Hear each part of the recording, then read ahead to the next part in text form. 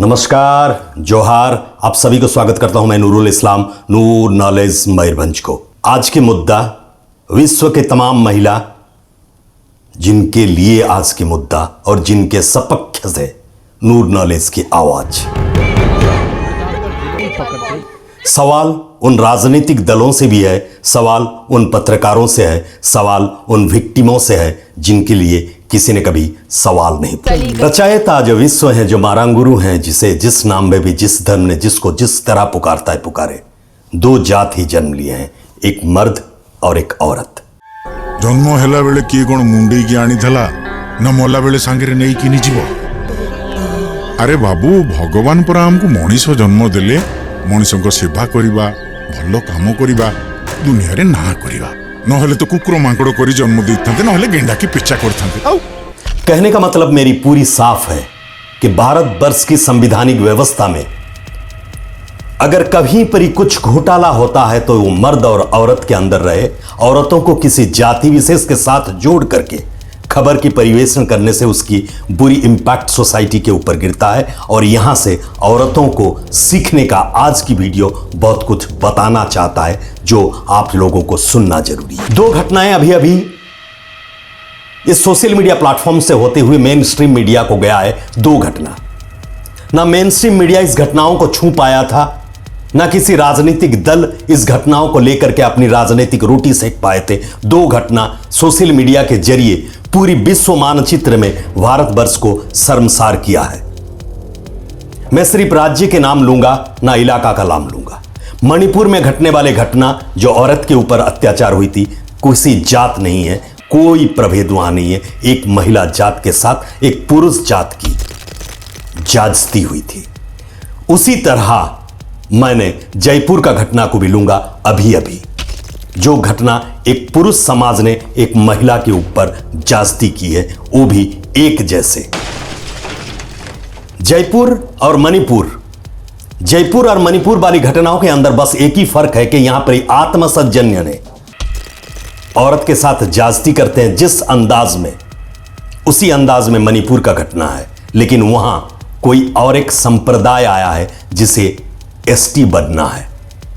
अब main stream media में घटना गुरुवार से अभी तक आप लोगों तक आ चुका है कि वो एक आदिवासी महिला थी, ये भी एक आदिवासी महिला है।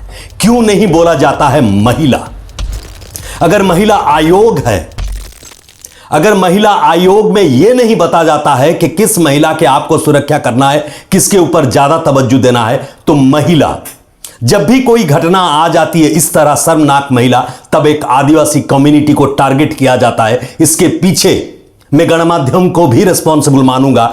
अगर आप और हमें यूट्यूब प्लेटफॉर्म से लेकर के आरएनआई में और पूरे ब्रॉडकास्ट गिल्ड में भी यही बातें हैं कि महिला की परिचय आप नहीं दे सकते, तो महिला के संप्रदाय के बारे में भी आप बोल नहीं सकते। ये नहीं कह सकते कि आदिवासी महिला के साथ फलां हुआ, ये हुआ, वो हुआ।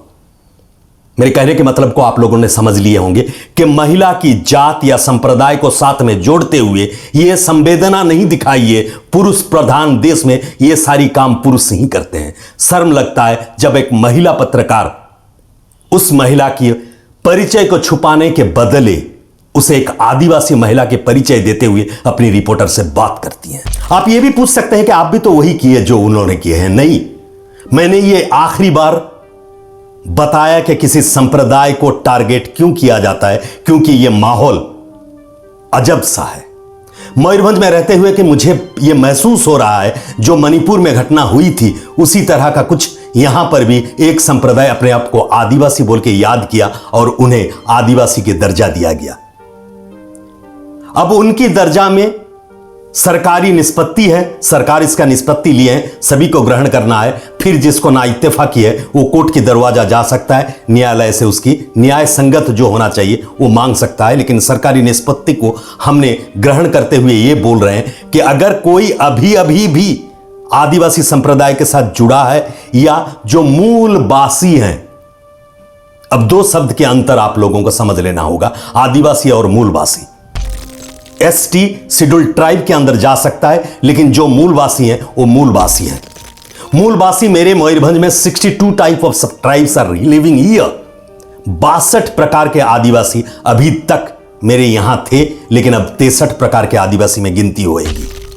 महिला महिला ही है, चाहे आदिवासी क्षेत्र की महिला हो, सवर्ण की हो, मुस्लिम की हो, हिंदू की हो, तुर्क की हो, एक जात महिला ही है। पुरुष उसके ऊपर ज्यादती करना अगर चालू रखता है, दूसरी महिला जो देखते हैं, मैं उन्हें विक्टिम मानता हूं। मणिपुर के घटना में और जयपुर के घटना में दोनों को मिलाकर के जो बातें किया जाता है, उसे मैं तीव्र खंडन करते हुए बोल रहा हूं कि अगर गांव में किसी महिला नवविवाहित वधू जो गर्भवती थी, उन्हें रास्ते में नंगा करके अगर लिया जा रहा है, तो देखने वाले महिलाओं को एकत्रित होना चाहिए था। अब सिर्फ 11 अभियुक्त मेरे नजर में नहीं है, नूर नॉलेज के नजर में उस 11 अभियुक्त जिनके बारे में पुलिस प्रशासन से शुरू करके राजस्थान की सरकार बोल रही है, मैं उन 11 को अभियुक्त मानने के साथ साथ देखने वाले महिलाओं को ज्यादा तौर से दोषी समझता हूं कि आप अगर उसी जगह में खुद को लेकर के देखें कि आपको निबस्त कर रास्ते में चलाकर लेके जाया जा रहा है, आप तब किससे मदद मांगेंगी? आपकी जाति से मदद मांगेंगी। आपकी प्रजाति दो, एक महिला और पुरुष। पुरुष कर रहा है जाजीती, तो महिला जो संप्रदाय हो, आप महिला हो, तब तमाम महिलाओं को आगे आना चाहिए था। और आज के बाद से उम्मीद रखता हूं जितने भी मेरे परिवार के सदस्य हैं, आप लोग मेरे सब्सक्राइबर हैं, मुझे देखने के लिए इस न्यूज़ में आए, मैं तमाम महिलाओं को, आपके घर में वो महिला आपका बीबी है, बच्ची है, आपकी बहन है, आपकी माता है, जो भी है, उनको जाके बताइए कि आवाज उठाना सीखें। जबकि भारतवर्ष ने विश्व में अपनी परिचय चंद्रयान भेजने वाला एकलौता देश बन चुका है, साइंस तरक्की इतनी कर चुकी है, फिर भी अगर उसी तरह वही हालत रही ट्राइबल कम्युनिटी के अंदर कि अगर किसी पे संदेह होता है, उसके चरित्र पे संदेह होता है, तो उसे लंगा करके राज रास्ता में चलाना यह पहली बात नहीं थी।